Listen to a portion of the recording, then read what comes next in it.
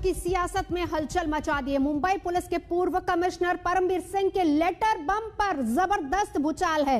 NCP प्रमुख शरद पवार ने अजीत पवार और जयंत पाटिल को दिल्ली बुलाया है। पवार कल आगरा में थे, आज दिल्ली में होंगे। सूत्रों के हवाले से जो खबर मिल पा रही है कि परमवीर सिंह के खुलासे के बाद गृह मंत्री अनिल देशमुख का जाना तय माना जा रहा है। उन्हें इस्तीफा देना पड़ सकता है। बड़ी खबर यह भी है कि संजय राउत नासिक में है, दिल्ली के लिए वो भी रवाना हो रहे हैं। तो आज मुलाकातों का दौर होगा दिल्ली में।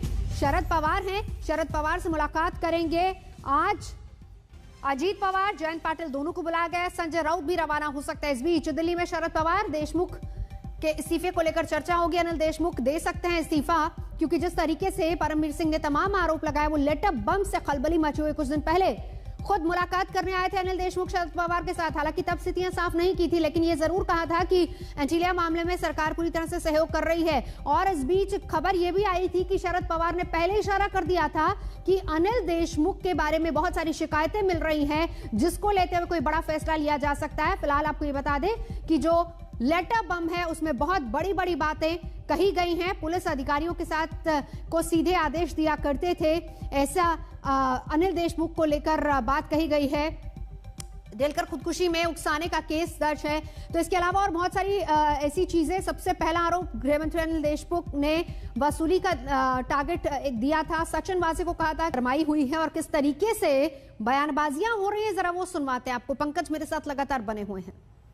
ऐसा मानता हूं कि जो जिलेटिन की स्टिक्स मिली है उससे भी ज्यादा विस्फोटक इस प्रकार के ये सारे के सारे आरोप दिखाई पड़ते हैं। विशेष रूप से इन आरोपों की गंभीरता इसलिए भी बढ़ती है कि ये आरोप एक सर्विंग डीजी ने लगाए हुए हैं। ऐसे समय हमारी मांग है कि गृह मंत्री जी ने तुरंत इस्तीफा देना चाहिए।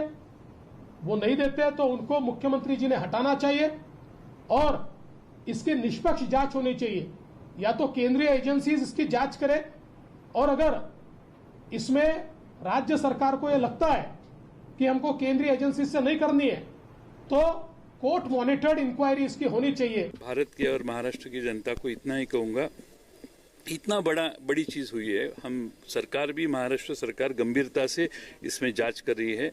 हमारी अपेक्षा है कि ऐसे कुछ लेटर आने के बाद हमारी प्राथमिकता बदले नहीं। हम पूरी कोशिश करेंगे कि इसमें जो कल्प्रिट्स है उनको ढूंढ निकालेंगे। इसमें सरकार का और जनता का अटेंशन डाइवर्ट करने की कोशिश अगर डायरेक्टली इनडायरेक्टली हो रही है तो न हो, ऐसी हम अपेक्षा करते हैं। बीजेपी लगातार सरकार को घेर रही है और इस बीच डैमेज कंट्रोल करने की कोशिश भी हो रही है। पंकज मेरे सहयोगी मुंबई से, दिल्ली से आशुतोष मेरे सहयोगी हमारे साथ जुड़े हुए हैं। आशुतोष, मैं आपके पास आना चाहूंगी क्योंकि अब नजरें दिल्ली पर टिकी हैं।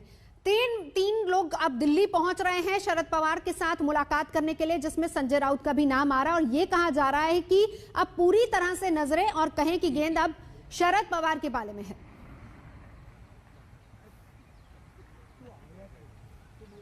दरअसल जब से ये सरकार बनी है महाराष्ट्र में, तब से वहाँ की राजनीति में जो भी हलचल हुई है, और ये हर कोई मानता है कि उसके सूत्रधार शरद पवार ही हैं। और आज की जब इस संडे को बैठक बुलाई गई है, आज की रविवार ये तय करेगी कि आगे महाराष्ट्र में क्या होगा। इसलिए प्रदेश अध्यक्ष को बुलाना, जयंत पाटिल यहाँ पर होंगे और अजीत पवार यहाँ पर होंगे।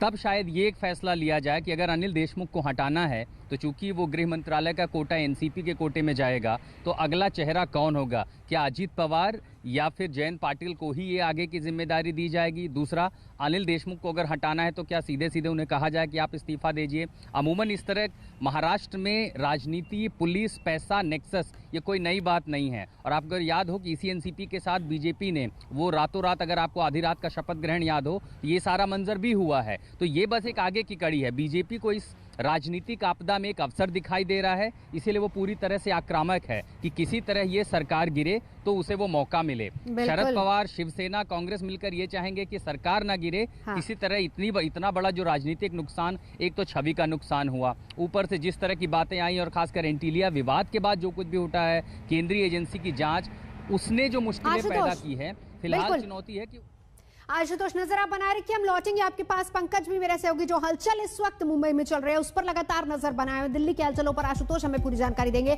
फिलहाल रुकेंगे एक ब्रेक के लिए। आज तक पर खबरों का सिलसिला लगातार जारी है, देखते रहिए आज तक।